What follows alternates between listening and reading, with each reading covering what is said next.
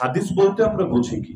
হাদিস বলতে আমরা শুধু রাসূলের বাণীকে বুঝি না, আমরা শুধু রাসূলের কর্মকে বুঝি না, বরঞ্চ কাউল ফেল তাকরীর, অর্থাৎ রাসূলের বাণীকেও হাদিস বলি, রাসূলের কর্মকেও হাদিস বলি। একইভাবে যেই ব্যাপারগুলোতে রাসূলের মৌন অনুমোদন আছে, মৌন অনুমোদন মানে তিনি জেনেছেন কিন্তু প্রতিবাদ করেননি, চুপ থেকেছেন, এই চুপ থাকাটাও এটাও হাদিস, এটাও শরীয়তের দলিল। এর দ্বারাও অনেক মাসআলা প্রমাণিত হয়। তো আল্লাহ রাসূল সাল্লাল্লাহু আলাইহি ওয়াসাল্লামের ওয়ারিস যেহেতু উলামায়ে কেরাম, সুতরাং আমি মনে করি যে উলামায়ে কেরামের সামনে বা তাদের গোচরে বা তাদের জীবদ্দশায়ও কোনো কাজ যদি পৃথিবীর মধ্যে ঘটে আর তারা সেটার ব্যাপারে প্রতিবাদ না করে নীরব থাকেন, চুপ থাকেন, তাহলে সেটাও অনেক মানুষের কাছে দলিল হয়ে যায়, অনেকের ফিতনার কারণ হয়ে যায়।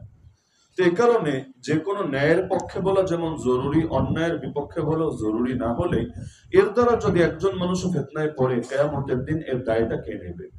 তো বর্তমানে আমি গভীর দুঃখের সাথে লক্ষ্য করছি বাংলাদেশে ব্যাপক হারে যে গজল বা ইসলামী সঙ্গীত যে ছড়িয়ে পড়ছে, এগুলোর অনেকগুলোর মধ্যে এমন এমন কথা পাওয়া যাচ্ছে যেই কথাগুলোকে যদি আমরা বাস্তবতার দৃষ্টিতে মূল্যায়ন করি, কোনোটা সীমানা, বৈধতার সীমানাকে পর্যন্ত অতিক্রম করে ফেলছে। এমনকি কোনোটা বেদাতের পক্ষে কথা হচ্ছে, কোনোটা শিরিকের পক্ষে কথা হচ্ছে, কোনোটা ভণ্ডামের পক্ষে কথা হচ্ছে, কিন্তু না বুঝে অনেক সময় আমাদের ছেলেপেলেরা আবেগের সঙ্গে সেগুলো গাইতে শুরু করে দিয়েছে।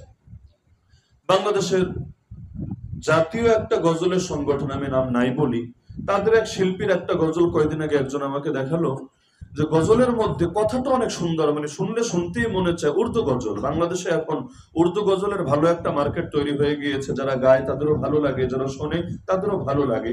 তো এখন সুর তো সুরের জায়গায় আর কথা হলো কথার জায়গায়।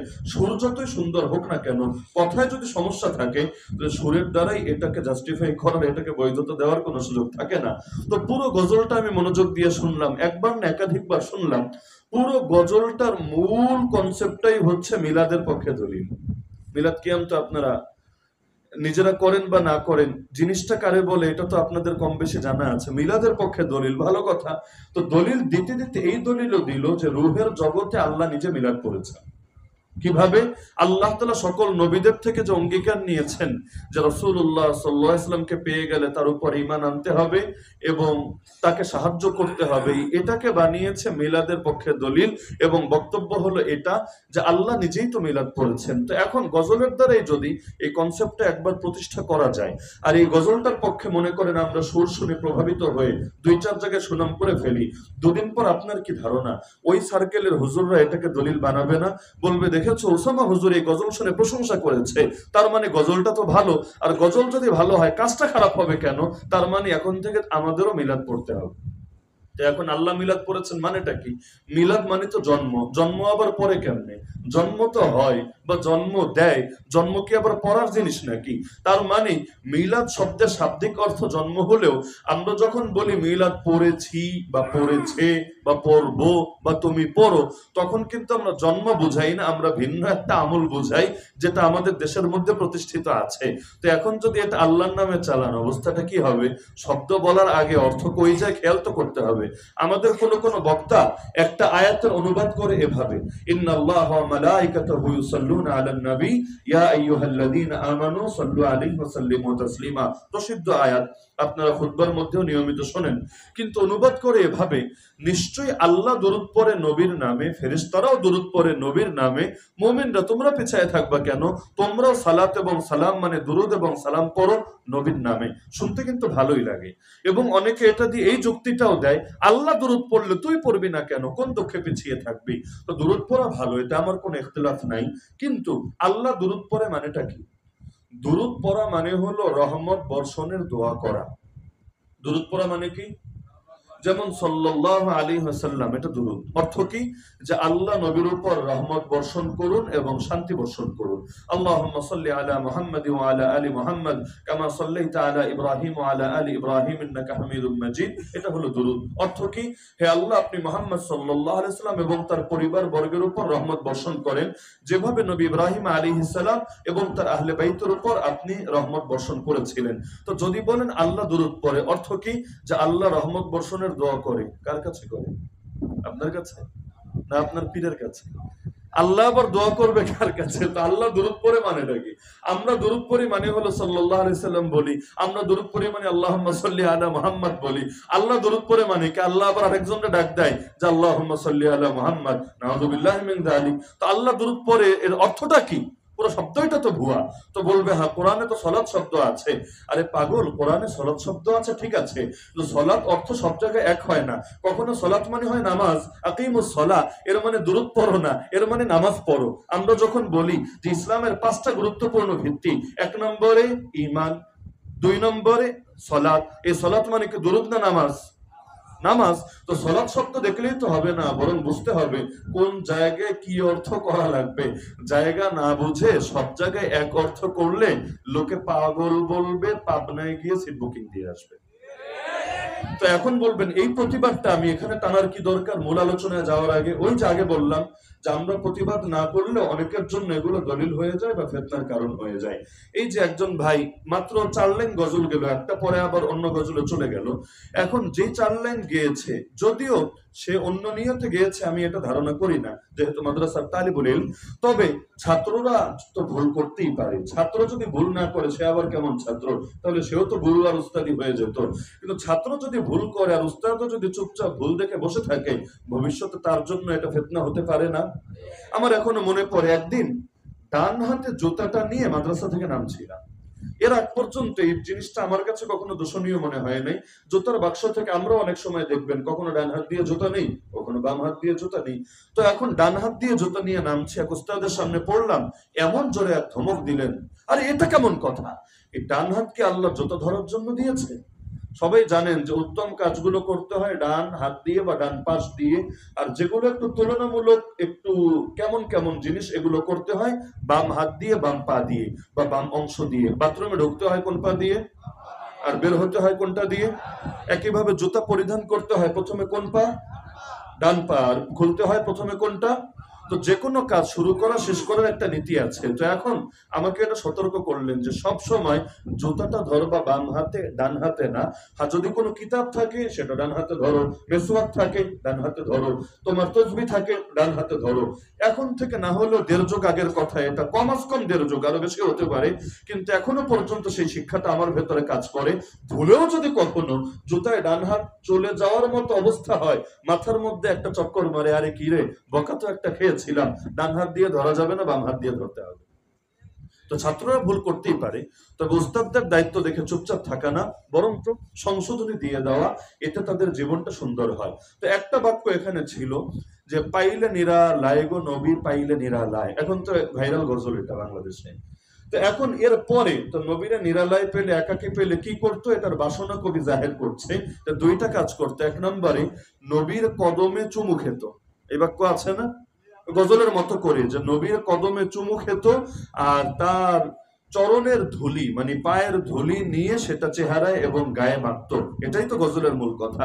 হ্যাঁ, আবেগের দৃষ্টিকোণ থেকে যদি দেখেন তাহলে এটাকে আপনার কাছে জুৎসই মনে হতে পারে যে হ্যাঁ নবীরে পেলে নবীর পায়ে চুমু খেত, এতে কি সমস্যা এমন হয়েছে? কিন্তু একটা জিনিস মাথায় রাখবেন যে আমাদের নাম তো আহলে সুন্নাতুল জামাত। আমরা আল্লাহর নবীর সুন্নাহকেও আদর্শ মানি, সাহাবায়ে কেরামকেও আদর্শ মানি। আল্লাহর নবীকে আমরা দেখি কিভাবে তিনি আল্লাহকে রাজি করেছেন, সাহাবায়ে কেরামকে আমরা দেখি কিভাবে নবীজির হক আদায় করেছেন। সাহাবায়ে কেরাম নবীজির হক আদায়ে কোনো ত্রুটি রেখেছেন এটা আমরা কোশ্চিনকালে বিশ্বাস করি না, করতে পারিও না। তো সাহাবায়ে কেরাম যেটা করেন নাই আবেগের নামেও সেটাকে করাকে আমরা সমর্থন করি না। যেমন আমাদের কওমি উলামায়ে কেরাম নবীর সামনে দাঁড়িয়ে কিয়াম করে, নবীকে মহব্বত করে না? যদি মহব্বত না করে তাহলে নবীর ইজ্জত হেফাজতের জন্য জমিনে রক্ত কেন ঢালে?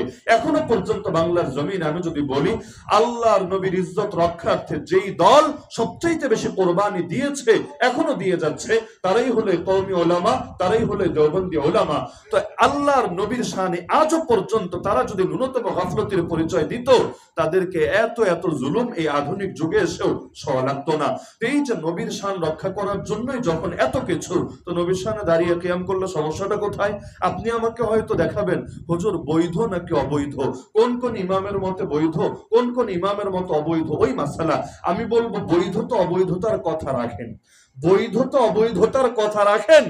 আমাকে আগে দেখান নবীর সাহাবীদের এই আমলটা ছিল কি ছিল না।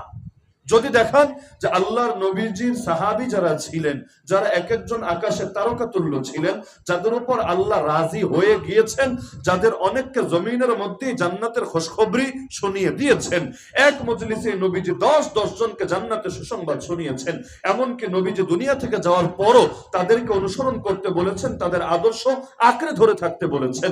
যাদের শীর্ষে খুলাফায়ে রাশিদিন রয়েছেন, এছাড়াও আহলে বাইত সাহাবীরা রয়েছেন, এছাড়াও সেই মক্কি সাহাবী, মাদানী সাহাবী, মুহাজির সাহাবী, আনসার সাহাবী, এত হাজার হাজার লক্ষ লক্ষ সাহাবীর নাম আপনারা জানেন। আমাকে খুলে খুলে দেখান তো যে নবীর সাহাবীরা নিয়মিতভাবে কিয়ামের আমলটা করতেন। উপরন্তু আমরা তো ভিন্নটা দেখি যে আল্লাহর নবী তাদেরকে এভাবে দাঁড়িয়ে সম্মান দিতে নিষেধ করতেন। তাহলে নবীর মহব্বত অবশ্যই আছে, তবে নবীর মহব্বত কিভাবে প্রকাশ করতে হবে এটা তো দেখতে হবে সাহাবায়ে কেরামের জীবনী থেকে। যেমন আল্লাহ নবী বলেন, লা তুতরুনি কামা আতরাতিন নাসারা ঈসা ইবনে মারইয়াম, আমার প্রশংসা করতে গিয়ে খবরদার উম্মত বাড়াবাড়ি করবা না, যেভাবে খ্রিস্টানরা ঈসা নবীর প্রশংসায় বাড়াবাড়ি করে ফেলেছিল। কি বাড়াবাড়ি? আল্লাহ নবী বলেন, তারা এক পর্যায়ে বলে উঠলো যে ঈসা হলো আল্লাহর বেটা, আল্লাহর পুত্র। কারণ তারা চিন্তায় পড়ে গেল, আমরাও মানুষ, যদি বলি ঈসাও মানুষ, আমরা আর ঈসা তো বরাবর হয়ে গেলাম। তো আবার যদি বলি আমরা মানুষ, ঈসা হলো রব, তাহলেও মুশকিল, তারে একেবারে ডাইরেক্ট আল্লাহই বানায় দিলাম। তো মাঝামাঝি কি? মাঝামাঝি হলো ঈসা ডাইরেক্ট আল্লাহও না, আবার ঈসা আমাদের মতো মানুষও না। তাহলে ঈসা কি? ঈসা হলো আল্লাহর জন্ম দেওয়া পুত্র, যার খণ্ডনে কোরআন মাজিদে সূরা ইখলাস নাযিল হয়েছে, লাম ইয়ালিদ ওয়া লাম ইউলাদ। আল্লাহ কাউকে জন্ম দেননি, আল্লাহ নিজেও কারো থেকে জন্মগ্রহণ করেননি। আল্লাহর ক্ষেত্রে জন্ম দেওয়া, জন্ম নেওয়া এই শব্দগুলো চলে না। এগুলো কেউ যদি বলে সে আল্লাহ তাআলার শানে কুফরি করলো, ইসলাম থেকে বের হয়ে গেল। এমনকি আল্লাহ নবী এই কারণে সতর্ক করে গিয়েছেন, খবরদার, লা তাত্তাখিযু বা'দি কবরি ওয়াসানা ইউবাদু, আমার পরে আমার কবরকে মূর্তি বানিয়ে ফেলো না, যে ইবাদত শুরু করে দিবা। যেমনি ভাবে একদল গিয়ে বিভিন্ন নবীর কবরে সেজদায় লুটিয়ে পড়তো, খবরদার আমার কবরকে তোমরা মূর্তি বানিয়ে ফেলো না, যে এসে এখানে রুকুতে পড়বা, এসে এখানে সেজদায় পড়বা, এসে এখানে ইবাদতে লুটিয়ে পড়বা, খবরদার। তাহলে নবীর হক কিভাবে আদায় করতে হবে, এটার জন্যই তো সাহাবীকে দেখা লাগবে। আহলে সুন্নাত ওয়াল জামাত নামটাই তো এখান থেকে এসেছে, না হলে শুধু আহলে সুন্নাত বললেই তো চলতো। তা আমাকে একজন মাত্র সাহাবীর নাম বলেন যে সাহাবী নবীর শানে আবেগ প্রকাশ করেছেন, ইয়া রাসূলুল্লাহ, আপনারে একাকী পেলে আপনার পাটা তুলে আপনার পায়ের তলায় চুমু খাবো। আর পায়ের তলায় কিভাবে চুমু খাবেন? সেজদা দিয়েই তো। পায়ের তলায় বা পাতে, মানে তলা বাদ দেন, উপরে যদি চুমু খান, চুমুটা কেমনে খাবেন? এক সুরত হলো পা ধইরা উপরে উড়ে তারপর মুখের সামনে আইনা চুমু খাবেন। এভাবে যদি চুমু খেতে যান, তাহলে যার পায়ে চুমু খাবেন উনি তো আসার খেয়ে পড়ে যাবেন। আমি যদি আপনার পায়ে চুমু খেতে চাই, এজন্য টান মেরে পাটা উঠিয়ে আমার মুখ বরাবর আনি, আপনি কি দাঁড়ায় থাকতে পারবেন? হ্যাঁ, যদি আপনি কুংফু কারাতেতে ব্ল্যাক বেল্ট প্রাপ্ত হন, বড় মাস্টার হন, সেটা ভিন্ন আলাপ। হয়তো আপনি তখন ভিন্ন কৌশলে বাতাসের মধ্যেও টিকে থাকার চেষ্টা করবেন। স্বাভাবিক মানুষ যদি হন আর বয়স্ক লোক যদি হন তো কথাই নাই। আমি যদি আপনার পাড়া নেই চুমু খাওয়ার জন্য, আর এভাবে টান মেরে আমার মুখ পর্যন্ত আনি, যত লম্বু লোক হন না কেন, 6 ফিটও যদি হন, আস্ত থাকতে পারবেন? বিশ্বাস না হলে দাঁড়ান, আমরা একটু প্র্যাকটিস করে দেখি আপনি দাঁড়ায় থাকতে পারেন কিনা দেখেন। আর দ্বিতীয় সূরত হলো আমি সেজদায় লুটিয়ে পড়বো, মানে সেজদা বলতে ডাইরেক্ট সেজদা নাই দিলাম, তবে আমার মাথাটা বা আমার মুখটা আপনার পা পর্যন্ত নেব। তো ডাইরেক্ট সেজদা যদি নাও দেই, এই যে সেজদার কাছাকাছি চলে গেলাম, আমার মুখটা নিয়ে আপনার পা পর্যন্ত চলে গেলাম, এটা কি ঈমানের দাবি হয় না শিরকের গন্ধ পাওয়া যায়? তো ইসলাম সেজদা দিতে বলেছে কাকে, আর আপনারা সেজদার সবক শেখাচ্ছেন কাকে? হ্যাঁ, ধুলো মাথায় মাখবেন না গায়ে মাখবেন অতটুকু আবেগ বললেও চলতো, কিন্তু পায়ে চুমু খাওয়া এটা আসলে আমার যুক্তিতে ধরে না। এর মানেটা আসলে কি? সেজদা দিবেন নাকি তারই ফালায়া দেওয়ার চেষ্টা করবেন? তাহলে এগুলো কেমন আবেগ? আবেগকে সাহাবীরা প্রকাশ করেন নাই, নাকি তাদের আবেগের চাইতে আমাদের আবেগ বেশি হয়ে গেছে? যদি তাদের আবেগের চাইতে আমাদের আবেগ বেশি হয়, মনে করতে হবে আমরা সিরাতে মুস্তাকিম থেকে সরে গিয়েছি। আমাদের আবেগের মানদণ্ড সাহাবীদের আবেগ, তারা যতটুকু পর্যন্ত গিয়েছেন ব্যাস, এর চাইতে কমেও নামার দরকার নাই, এর চাইতে উপরেও যাওয়ার দরকার নাই।